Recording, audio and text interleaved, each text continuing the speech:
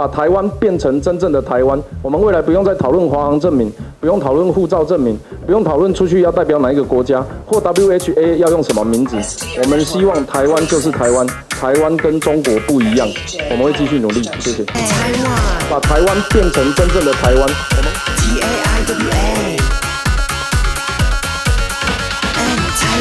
所以我认为台湾并没有这个义务，也没有这个责任去关心中国是否民主化。我们要关心的是我们这片土地上的每一个台湾人民是否能够有尊严平等的在国际社会跟大家相处。那这里面最大的关键当然就是中国。所以呢，我们决定我们党会抛出一个叫《中国关系法》，摒弃过去以和平善意为基础来互动的中国关系的两岸人民关系条例。我们会以民主自由的精神民主进步的精神为基础。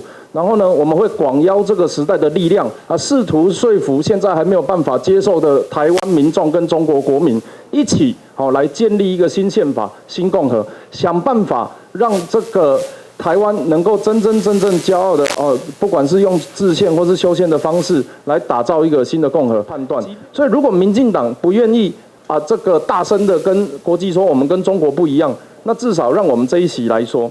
过去我们常常想把事情交代给别人来处理，从父执辈都觉得哪一个政党可以做完这件事情，然后不断的有新兴的政党出来，己愿他利的日子已经过去，希望新世代的年轻人们能够这个站出来，一起为自己想要的未来来打拼，把台湾变成真正的台湾。我们未来不用再讨论华航证明，不用讨论护照证明，不用讨论出去要代表哪一个国家，或 WHA 要用什么名字。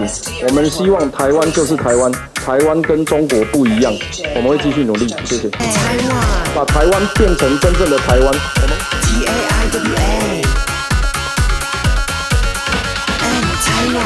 It is also critical that Taiwan participate as an observer at the WHA. The health of 23 million Taiwanese people should never be sacrificed to send a political message. Director General Tedros, fellow ministers, COVID-19 has tragically taken hundreds of thousands of lives, impacted millions of people, and done deep damage to the world economy. We must be frank about one of the primary reasons this outbreak spun out of control. There was a failure by this organization to obtain the information that the world needed, and that failure cost many lives.